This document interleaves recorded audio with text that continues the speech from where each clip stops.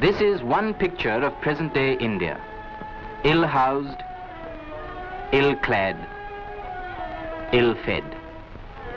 Can we, with a clear conscience, boast of higher standards of living when so many among us don't even get enough to eat? Each day, such headlines hit the eye. We have, for many years, been living under the shadow of famine. We try to combat famine by importing food at fabulous prices with money that we can ill afford. Money that we desperately need for the vast reconstruction and rehabilitation programs. A major ailment of this country is overpopulation. There is too little food for too many stomachs. It's but natural sometimes that we get impatient with the authorities, like this man, who says, "What's the government doing about it? I can't understand." Well, the government is doing something about it, but it can't work miracles overnight. No government can. Large-scale irrigation projects and reclamation of land will add considerably to the production of food in the country. These undertakings, however, will still require a few years more for completion. But the government can't do everything. We must do our part. And the answer to that is by helping to limit our population. Our numbers increase by over 5 million each year, which is totally out of proportion to the food supply of the country. We must limit the size of our families. This is not only a national need, but a national responsibility. A large number of children is as much a burden to an impoverished family as overpopulation is to a poor country. Take this family, for instance. An unclean home, a sickly mother, and a brood of noisome, neglected children. It only needs the master of the house to complete the dismal picture. And here he comes, the wage earner. After hours of toil in an overcrowded, noisy office, craving for the peace and quiet of his own home. And what does he get? Yes, it's quite a reception.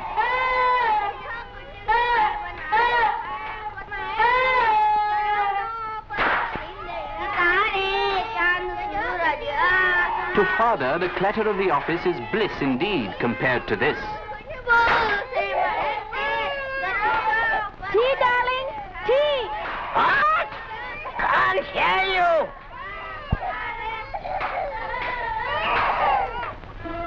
There's not much difference between the incomes of this one and the last. But here, because of fewer members, they can afford the amenities of life. Better living conditions, better food, and better education for the children. This is indeed a happy home, and father looks forward each evening to his return to it from office.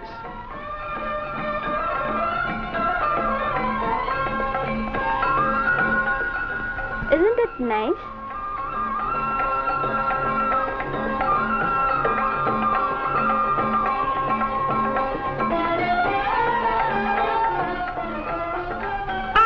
I got it.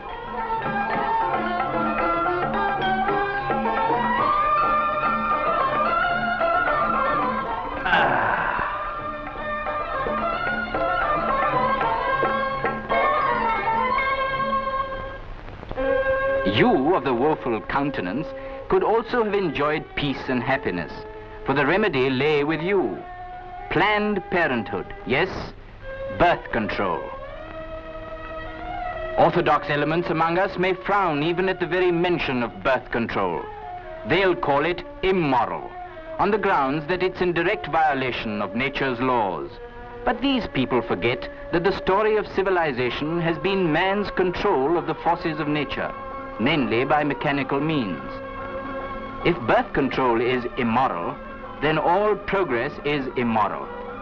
For progress and prosperity have been achieved only by man's struggle to conquer nature. As a parent, it's your duty to fulfill the fundamental needs of your offspring, as a child, as a citizen of the state, and as a human being. The physical needs of children come first. They should have at least 1 glass of milk each day. If they don't get the milk, their resistance is lured and they're liable to fall ill. Here, with so many mouths, there's not enough milk to go around. Clean and decent clothes, besides being necessary for good health, encourage self-confidence in the wearer. Besides, what mother doesn't like to see her children well dressed? Children need the love and attention of their parents, for they want to be a part of the family.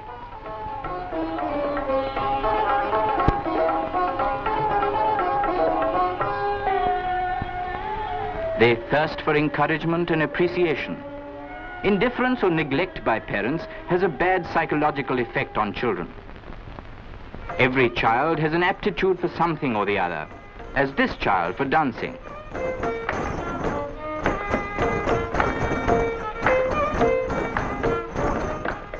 This boy has a real aptitude for engineering, but he cannot be sent to a technical school as his father cannot afford the fees. Imagine him in a few years when his disappointment turns to resentment of his parents. Frequent confinements result in general debility, exposing the mother to many ailments, and the chances are that her next child will be a sickly one. The answer to all this unhappiness is birth control. But birth control doesn't mean falling a victim to quacks.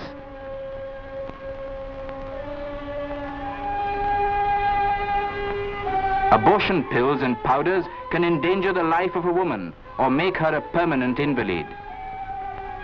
Cheap drugs, so widely advertised by medical parasites, may do incalculable harm or even cause death. If abstinence is not possible, there are modern methods of birth control that are safe and practical. And there are municipal clinics where the public are given expert advice by qualified medical practitioners. Men should also seek guidance from qualified doctors on family limitation. Let this be an age of planned parenthood. By limiting the size of our families, we can overcome many of the chronic ills that afflict our land. Birth control will result in the general well-being of our people, better education for our sons and daughters, and a fuller, richer life for us all in the days to come.